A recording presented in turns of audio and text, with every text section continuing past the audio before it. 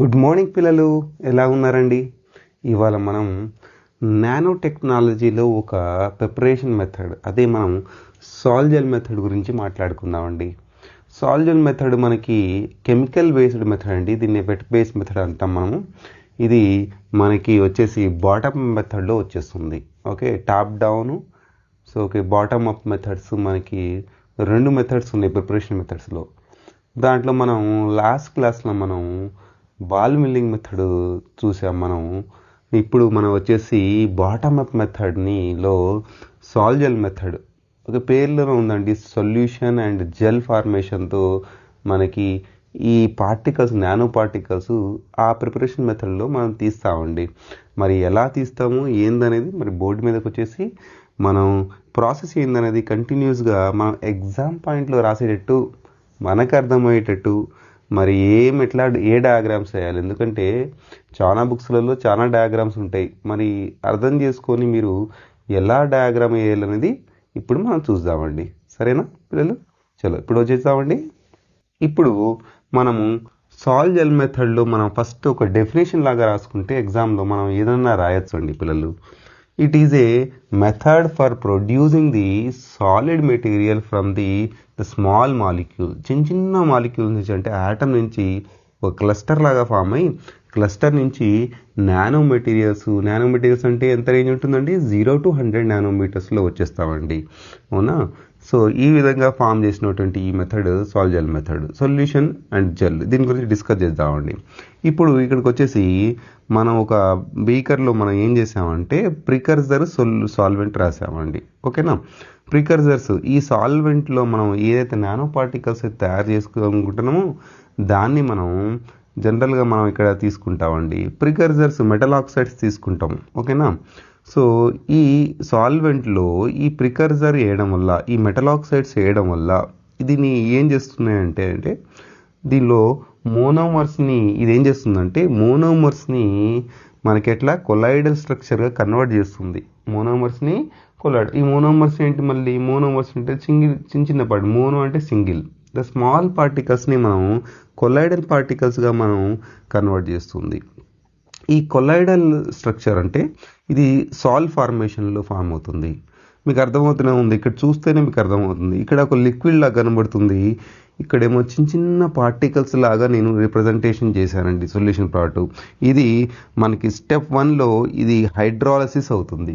Step 1 process అన్నట్టు, అంటే ఇక్కడి నుంచి ఇక్కడికి కన్వర్ట్ అవ్వడం, ఇది అనేది ఒక స్టెప్ 1 పార్ట్. ఈ స్టెప్ 1 పార్ట్ అనేది హైడ్రాలసిస్, పేర్లోనే ఉందండి. కెమిస్ట్రీ తెలిసిన వాళ్ళు మనం మంచిగా చెప్పుకోవచ్చు. హైడ్రాలసిస్ అంటే వాటర్ని యాడ్ చేస్తాము, వాటర్ని యాడ్ చేసి మనం దీన్ని రియాక్షన్ కన్వర్ట్ చేస్తాం. చూడండి ఇక్కడ మనం MOR ఉంది. ఓకే, మెటల్ ఆక్సైడ్ విత్ ఆల్కలైల్ ఏదన్నా గ్రూప్ తీసుకుంటే మనము, ఈ మెటల్ ఆక్సైడ్ జనరల్గా మనం తీసుకుంటే aluminium, silicon, tin and zirconium ఇలాంటివన్నీ మనం తీసుకుంటామండి. ఓకే, సో ఇలాంటి సొల్యూషన్ మనం ఇట్లా తీసుకున్నట్లంటే మనం తీసుకుని మనం వాటర్ హైడ్రాలసిస్ చేస్తాం కనుక మన రియాక్షన్ ఇలా వచ్చేస్తుంది, MOH + ROH అని వచ్చేస్తుంది. ఇది స్టెప్ 1 ప్రాసెస్లో, హైడ్రాలసిస్ ప్రాసెస్లో మనకి ఒక సొల్యూషన్ ఫార్మేషన్ అవుతుంది. అంటే కొలైడల్లో మనకు తెలిసిందే, మన కెమిస్ట్రీ ప్రకారం హోమోజీనియస్, హెట్రోజీనియస్ అని రెండు తెలుసు మనకి. హోమోజీనియస్ అని అంటే ఏంటి? మనకి ఈ సాల్వెంట్ వచ్చినప్పుడు, సొల్యూషన్ వచ్చినప్పుడు ఈ సొల్యూషన్ హోమోజీనియస్లో మనకి ఏమవుతుందంటే కంప్లీట్గా మిక్స్ అవుతుంది. జస్ట్ మనం ఒక బీకర్ తీసుకొని ఆ బీకర్ లోపల ఒక రోజ్ వాటర్ వేస్తాము, దాంట్లో షుగర్ కూడా యాడ్ చేసాం అనుకోండి, షుగర్ కూడా మెల్ట్ అయిపోతుంది, రోజ్ వాటర్ కూడా మిక్స్ అయిపోతుంది, మనకి క్లీన్గా నీట్గా కనబడుతుంది. అప్పుడు మనం లైట్ వేసామనుకోండి, ఆ బీకర్ మీద లైట్ వేసామనుకోండి, ఇది బీకర్ అనుకోండి, ఇది బీకర్ మీద లైట్ వేసామనుకోండి, లైట్ ఇటు నుంచి ట్రాన్స్ఫర్ అయిపోతుంది. మనం చూసాం ఇలా హోమోజీనియస్ స్ట్రక్చర్లో, అంటే రైట్ రిఫ్లెక్షన్, స్కాటరింగ్ అనేది అవ్వదు మనకి. ఓకే, సో ఎప్పుడైతే మనం అటు సైడ్ హెట్రోజీనియస్లోకి వచ్చేస్తే మనకి మనకి ఏమవుతుంది? సొల్యూషన్ మనకి ఒకటి కొలైడర్ ఫామ్ అవుతుంది. కొలైడర్ ఫామ్లో ఏమవుతుందంటే మనకి ఈ సస్పెన్షన్లలో ఏదన్నా పార్టికల్స్ అంటే మనకు కనబడినటువంటి ఈ సస్పెన్షన్, కొలైడలు, ఇది హెట్రోజీనియస్లో మనం రెండు పదాలుగా చేసుకుంటాం. మనం ఈ సస్పెన్షన్లో ఏమవుతుందంటే మనం ఒక బీకర్ తీసుకుని దాంట్లో ఒక మట్టి వేసామనుకోండి, లేకపోతే ఇంకేమైనా పార్టికల్స్ వేసామనుకోండి, గవ్వలు కానీ అలాంటివి మట్టిలో దొరికినటువంటి ఇంకేం పార్టికల్ వేసామనుకోండి అండి, అదేమవుతుందంటే మిక్స్ అవ్వదు వాటర్లో. కొంతసేపు అయిన తర్వాత కిందికి వచ్చేస్తాయి అన్నీ. అంటే కిందికి ఫామ్ అయినటువంటి ఆ పార్టికల్స్ మనకి సస్పెన్షన్స్ అంటాం మనం, అవునా.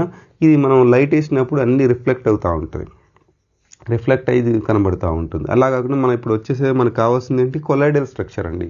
కొలాయిడల్ స్ట్రక్చర్ మంచి ఎగ్జాంపుల్ ఏంటంటే కొలాయిడల్కి మనం మిల్క్ ఏమవుతుంది, మిల్క్ మనకు కనుక అబ్జర్వ్ చేసినట్లయితే ఈ మిల్క్ మొత్తం మిక్స్ అయిపోయి చిన్న చిన్న పార్టికల్గా ఉండి సో మొత్తం స్ప్రెడ్ అవుతుంది.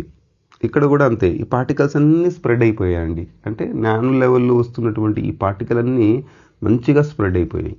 ఓకే, సో ఇలా స్ప్రెడ్ అయినటువంటి ఈ మిల్క్ లోపల ఎట్లా ఉంటుంది, మనం లైట్ కనుక వేసామనుకోండి, ఆ లైట్ మొత్తం స్ప్రెడ్ అవుతూ ఉంటుంది. లైట్ అనేది మొత్తం స్ప్రెడ్ అవుతూ ఉంటుంది దాంట్లో మిల్క్ లోపల, అవునా కదా. మీరు మిల్క్ తీసుకొని చూడండి ఇంట్లో, మీరు మిల్క్ వేసి తీసుకొని మీరు లైట్ వేసి చూడండి. లైట్ వేసినప్పుడు మీకు ఏమవుతుంది, ఆ మిల్క్ లోపల ఆ లైట్ అనేది మెరుస్తూ ఉంటుంది. అంటే ఆ చిన్న చిన్న టైప్ ఆఫ్ ఇంకా నానో పార్టికల్స్ వరకు చేరుకోలేదు. ఆ పార్టికల్స్ అనేది అంటే చిన్న మైక్రో క్రిస్టల్స్, అంటే పాలీక్రిస్టల్స్ అని అంటాం సింపుల్గా. ఆ పాలీక్రిస్టల్స్ అనేవి మొత్తం మిల్క్ మీద స్ప్రెడ్ అయి ఉన్నాయి కానీ కిందికి చేరుకోలేదు. అలాంటి సొల్యూషన్ని కొలాయిడల్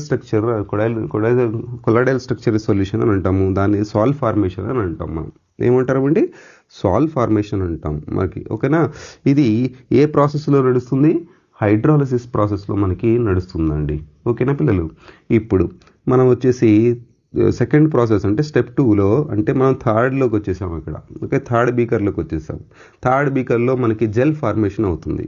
అంటే మనం ఎప్పుడైతే ఈ స్టెప్ 2 చేసామో, అంటే కండెన్సేషన్ చేసాము, కండెన్సేషన్లో ఏముంది రియాక్షన్, ఇక్కడ చూడండి మళ్ళీ వన్స్ అగైన్ ఇక్కడ నానో పార్టికల్స్ క్రియేట్ చేస్తుంది, అవునా.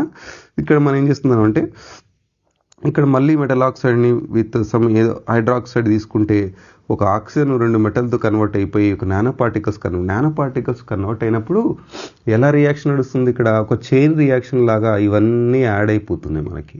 అంటే ఒక సెమీ సాలిడ్ లిక్విడ్ మనకి ఫామ్ అయిపోతుంది. ఈ సెమీ సాలిడ్ లిక్విడ్ మనకి అట్లా జెల్ ఫార్మేషన్లో ఒక చైన్ రియాక్షన్ లాగా మారిపోతుంది. నేను ఇక్కడ రాశాను చూడండి, కనెక్టెడ్ విత్ పోరస్ స్ట్రక్చర్ అని రాశాను, అవునా.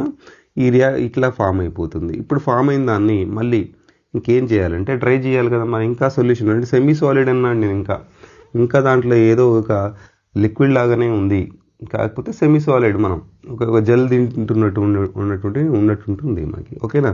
ఈ కండెన్సేషన్లో అయిపోయిన తర్వాత మనం ఏం చేస్తామంటే ఏజింగ్ డ్రైయింగ్ చేస్తాం. ఇప్పుడు ఏజింగ్ డ్రైయింగ్ అంటే దీన్ని కన్వర్ట్ చేస్తున్నాం, ఓకే. సో కెమికల్ ఏజింగ్ చేస్తున్నాం అంటే క్రిస్టలైన్ ఫామ్లో చేస్తున్నాం, పార్టికల్స్ లాగా చేస్తున్నాం. ఇప్పుడు దీన్ని డ్రై కూడా చేయాలి కాబట్టి మనం 3 మెథడ్స్ మనం వాడుతున్నామండి.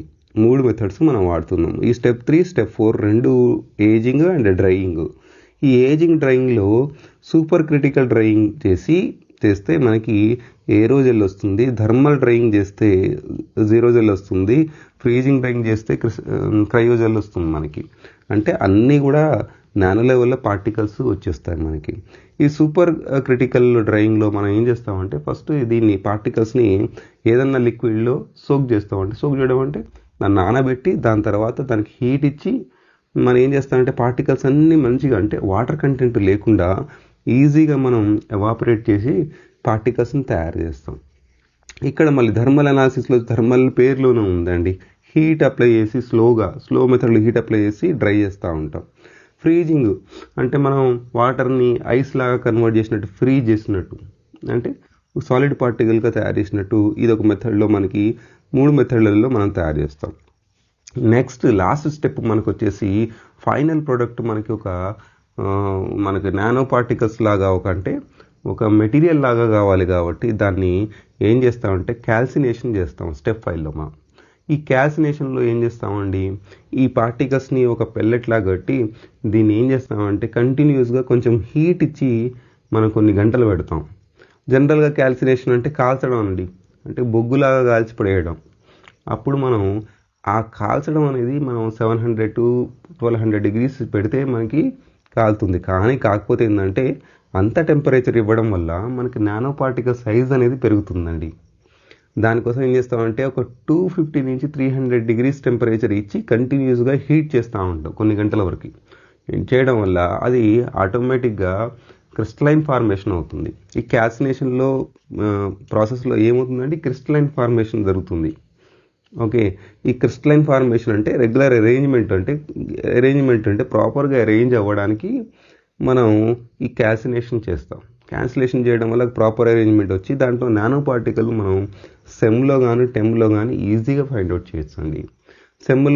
టెమ్లో మనకి క్రిస్టలైన్ స్ట్రక్చర్గా ఫైండ్ అవుట్ చేయొచ్చు. సెమ్లో మనం మోరఫాలజీ స్టడీ చేయొచ్చు, అసలు ఈ నానో పార్టికల్స్ ఉన్నాయా లేవా దీంట్లో అనేది.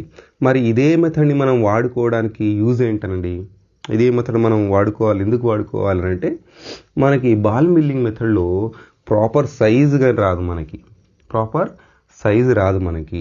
మరి అది కంట్రోల్ చేయడానికి లేదు, మళ్ళీ గ్రైండింగ్ లాగానే. ఓకే, సో ఏ పార్టికల్ ఎట్లా కావాలి, ఎంత సైజు కావాలి ఏందనేది ఇక్కడ మనకి అన్ని కంట్రోలబుల్ ఉన్నాయి మనకి, అవునా కదా?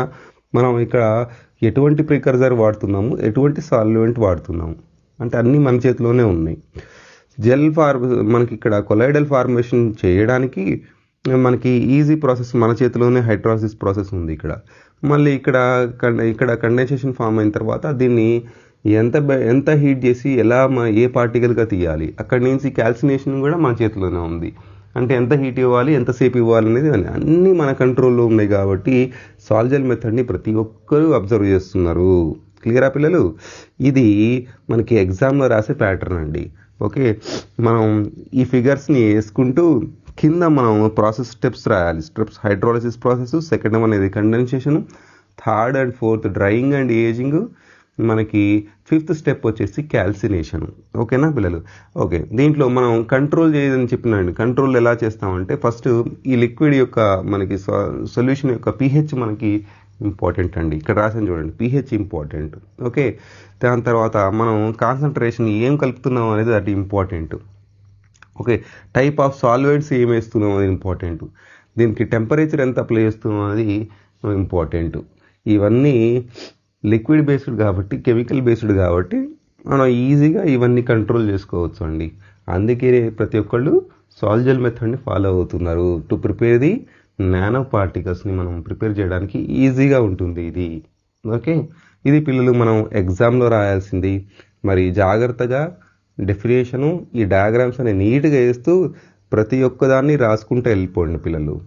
ఓకే, మిస్ చేయకండి, ఎందుకంటే అన్ని బుక్స్లలో ఇదే మెథడ్ ఉంటుంది, ఇదే స్టెప్స్ ఉంటాయి కింద. కాకపోతే ఏంటంటే కొంచెం డయాగ్రామ్లో డిఫరెన్స్ ఉంటుంది అంతే. ఇక్కడ వరకు అయితే సేమ్ ఉంటుంది, ఇక్కడి నుంచి కొంచెం డిఫరెన్స్ ఉంటుంది. అంటే ఒక్కొక్కళ్ళు ఒక్కొక్క మెథడ్లో తీస్తారు. దాన్ని ఎలా తీయాలనేది వాళ్ళ ఇష్టం. మనం ఓకే, లాస్ట్లో ఫైనల్లో పార్టికల్ ఎలా తీసుకోవాలనేది వాళ్ళ ఇష్టం. లాస్ట్కి వచ్చేయాలకి క్యాల్సినేషన్ కంపల్సరీ చేస్తారు వాళ్ళు. ఓకేనా? సో ఈ మెథడ్స్ మనకి చాలా ఇంపార్టెంట్ అండి. మరి నెక్స్ట్ క్లాస్లో నెక్స్ట్ మెథడ్తో మనం కలుద్దామండి. థ్యాంక్ యూ పిల్లలు.